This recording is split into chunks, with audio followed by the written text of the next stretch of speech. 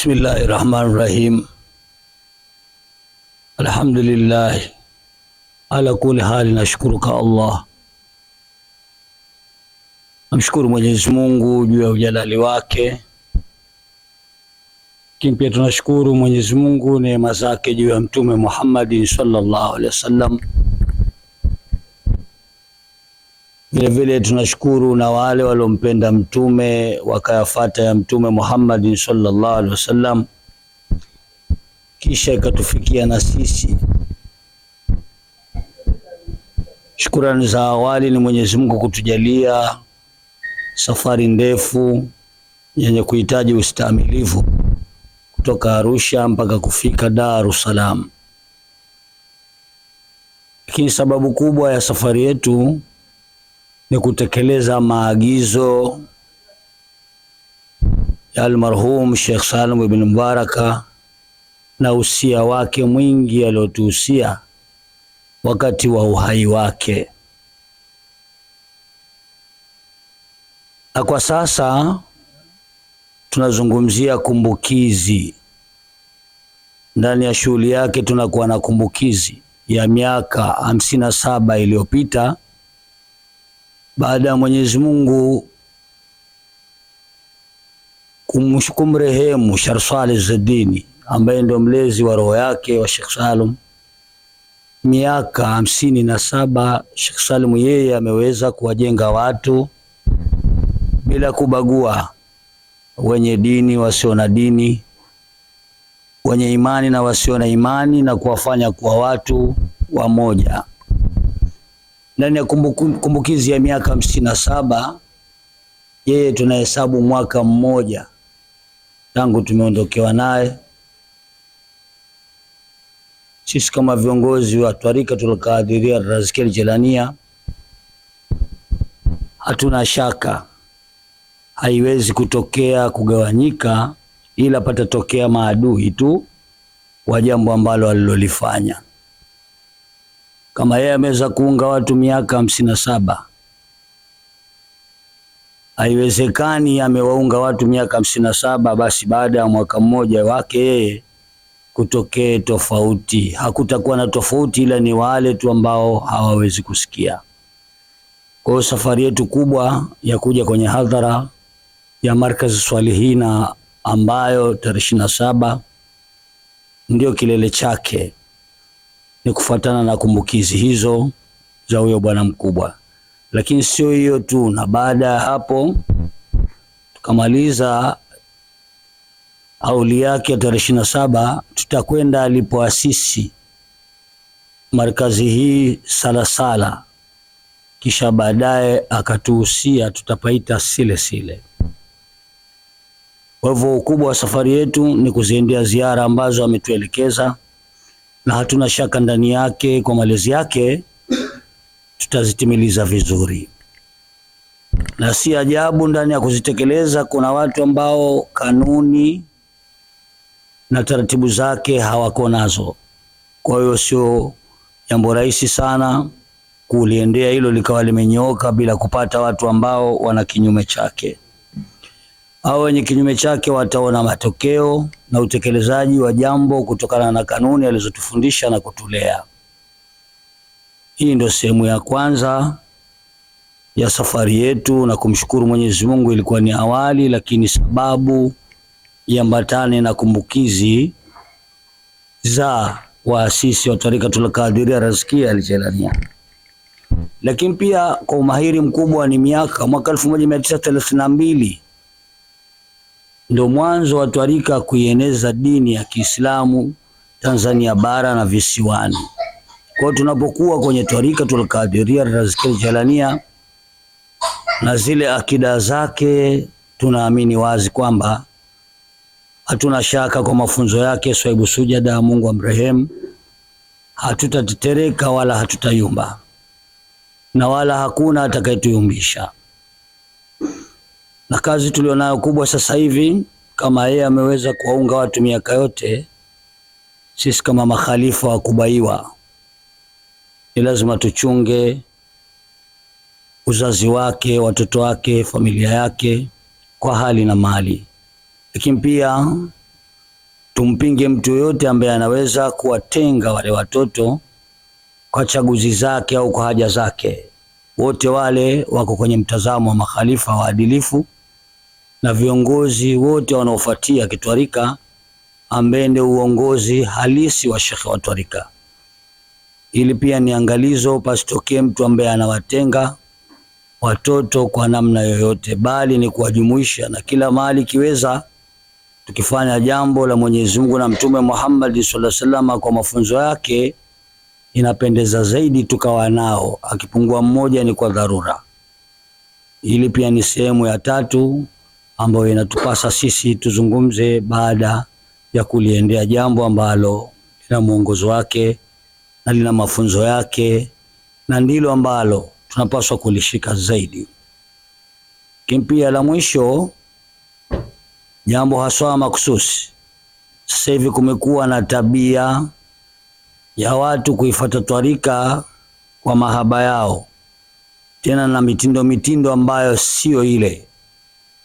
Neno akilisema kila mwaka kwenye hadhara, iwe kwenye majalisi yake, Twarikatul Qadiria Razkia Jilani ina taratibu zake, kwa kudhikiri kwake, kwa kukaa kwake, na hata kuziishi zile taratibu kwa maisha ya kawaida.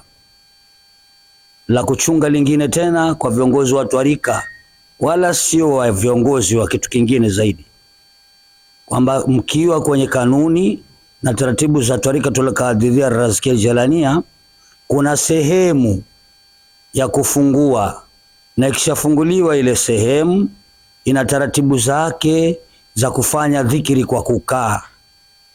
Makhalifa madhubuti wawe makini, sababu sasa hivi kuna watu sehemu ya kukaa, basi kwa ile raha yao ikhwasi wanavyokuja wanatoa ile taratibu. Kuna mahali sio sahihi kusimama mpaka tumalize eneo la kukaa. Lakini pia ikifika sehemu ya kusimama, imeandikwa na Said Swaleh Izzadini kwa kitabu maalum. Sheikh Salim al-Mbaraka na yeye pia ametudhihirishia, ametuthibitishia, na tusizipindue zile kanuni. So sasa hivi unakwenda mahali unakuta basi khalifa kwa raha zake mahali sio pa kusimama amewasimamisha watu. Hiyo ni kuharibu taratibu, na ili pia ni la kuchunga sana na kuwa makini nalo, iwe zawia za mjini, iwe zawia za vijijini. Lazima ifatwe taratibu ya dhikiri yetu kama ilivyofundishwa tangu wakati wa Said Swaleh Izzadini, na baadaye akashika mwenyewe.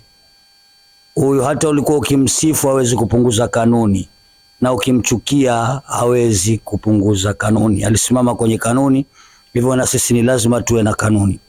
Kwa hiyo ikiwa ni dhikiri imeshaanza kwa taratibu zake na kanuni zake, shuti tuzisimamie ziende kufanywa. Sehemu ya kukaa ni kukaa tu, ikifika sehemu ya kusimama ni kusimama tu, na ikifika sehemu ya kusitisha au kumaliza kile kipande ambacho tumekifanya pia ina adabu zake. Sio mtu tu kwa hamu yake au mtu kwa ratiba zake akafanya. Shuti taratibu kama hizo tuzilinde kama alivyokuwa akitufundisha kwa vitendo. Hili ndo naweza kusema ni sehemu ya 4 ambayo inastahili sana tuizingatie makhalifa, manakibu, mamunshidi, lakini pia vile vile maaba na maalmashauri mpaka kufika na upande wa kokeni. Pia na zile adabu ambazo ni stahiki, kwamba khalifa ndio mwenye uwezo wa kumruhusu mtu mwingine kuingia kwenye hilka, na akiruhusiwa aingie, na kabla hajaruhusiwa asitoke, ili kuifanya hilka au daira iwe kwenye utaratibu ambao Said Swaleh ameufundisha. Tofauti na sasa kila mtu ataingia kwenye eneo ambalo lisilo. Ina maana mtu akiingia ndani ya hilka ni kwa taratibu, na hivyo lazima isimamiwe hivyo, na kuwa kuizunguka ile hilka pia naye ni taratibu na kanuni. Haina uchaguzi, ila watu wote wakae kwenye daira au mduara wa dhikri ikiwa imesimama au wakiwa wamekaa kwa mpango watakaowekwa. Haya ndio mambo ya kusema, na tutaendelea kuambiana zaidi, kwa sababu tayari chombo kiko mikononi kwa makhalifa na wanatakiwa wawe makini. Na ili chombo kiende vizuri, kila khalifa awe na adabu kwa khalifa mwenzake, lakini pia vile vile kile chenye haujui pata kwa wenzako wenye kujua. ili tusiweze kuyumbisha ile mashua au twarika ya watu kwa namna unavyotaka wewe, unaanza kuweka na design zako, ili haliko kwenye utaratibu. Takuwa nimezungumza mambo matatu au manne ambayo ni stahiki na ndio mwongozo sahihi, na Mungu atujalie kuwa ni watu wenye kuyatekeleza, lakini na kuyatilia nia vilivyo. Usiingize vitu ambavyo sio kanuni na taratibu ya Twarikatul Qadiria Razkia Jelania. Ama ukiwa kwenye twarika zingine na taratibu zake pia usizipeleke kule, ila uzifate kanuni na taratibu za twarika za wenzetu. Kullu twarika salaka ila Allah, twarika zote ni njia kwenda kwa Mwenyezi Mungu. Ama ya kidunia hatuna haja ya kuyajadili sana, daima dawami itabaki. Kitu chochote ambacho kinaitangaza Twarikatul Qadiria Razkia Jelania kitafata tamko au maagizo kutoka kwenye kanuni za twarika. Kwa mfano, taasisi ni nyingi katika ulimwengu wa kisiasa, ulimwengu wa kisheria na kikanuni. Hakuna kubaiwa kwenye katiba, ila kuna kubaiwa kwenye Twarikatul Qadiria Razkia Jelania, na hii ndio inayumbisha watu. Shekhe wa twarika akibai huwa anambai mtu kwenye twarika na sio anambai mtu kwenye katiba ambayo imetungwa na watu kwanza hawajui twarika jinsi ilivyo.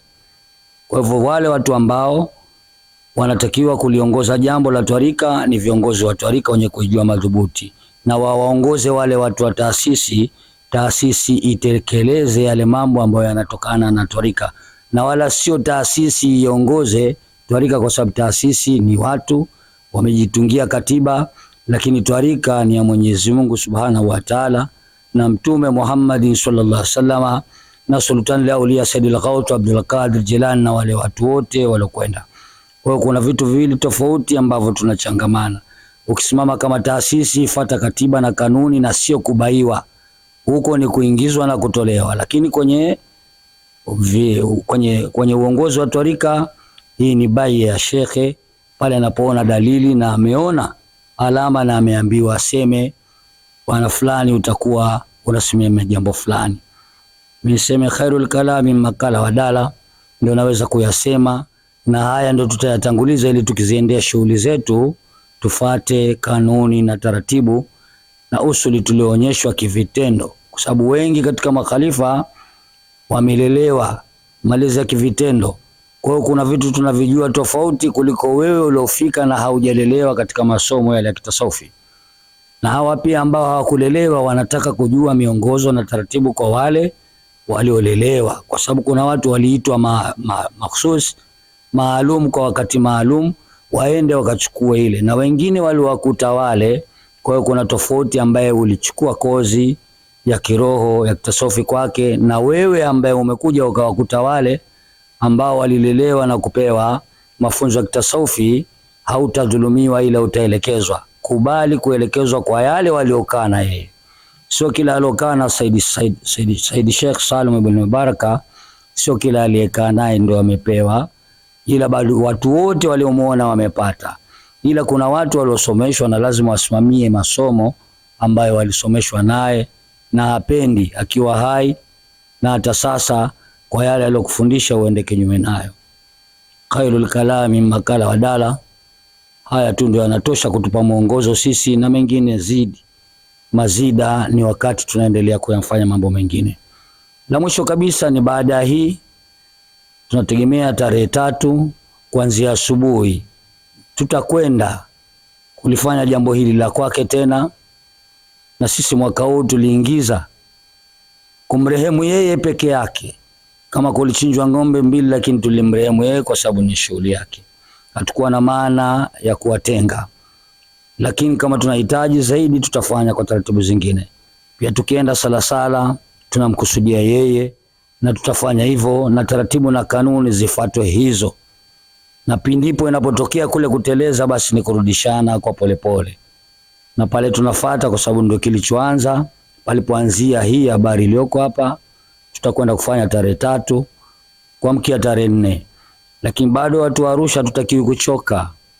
Tukimaliza tarehe 3 kuamkia tarehe 4 tutaunganisha tena kwa vijana aliowalea huko Kibaha, nalo tutakwenda kufanya jambo lake yeye ambalo tunalizungumza ni la kwake, tunafanya dua yake, lakini mambo yanayofanyika ya Mtume, ya Said Abdul Qadir, ya mawali ya Mwenyezi Mungu Subhanahu wa Ta'ala. Kwa sisi kwa ziara yetu hatupaswi kuchoka, na likitokea jingine lolote inatuhusu sisi kufanya, kwa sababu tunakutana na watu ambao wakati mwingine taratibu zetu za Tarikatul Qadiria Rizkia Jelania wanakuwa hawajazijua na kuzifata ni mpaka waongozwe. Wako kina Khalifa Maalim Saidi, shujaa wa shekhe kwa historia kubwa. Wako kina Nakib Abdurrahman, yuko Shaushul Kabir Salum, yuko Khalifa Juma. Wote hawa watakuwa wanatoa maelekezo, lakini pia na Darweshidi pia alileleka, ataongoza. Kwa hiyo tutaamiliana na kuionyesha tabia na taratibu kwa kila hatua tutakayokwenda.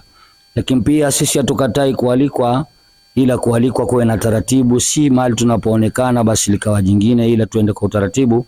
Kutokana na Arusha tunasubiriwa tena kwenda kuiandaa ziara ya Said al-Ghaut Abdul Qadir Jilani, ambao kila mwaka lazima ifanywe, auli ya Sharif Salih Zadin.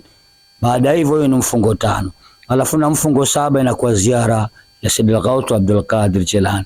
Kwa hiyo tutakapomaliza katika haya, mturidhie, tunakwenda kufanya maandalizi na mtahitajika kwa tarehe itakayotamkwa, na hilo ni jukumu letu pia. Sisi tunatakiwa tukalifanyie maandalizi, japo kuna wenzetu wanaendelea kulipanga.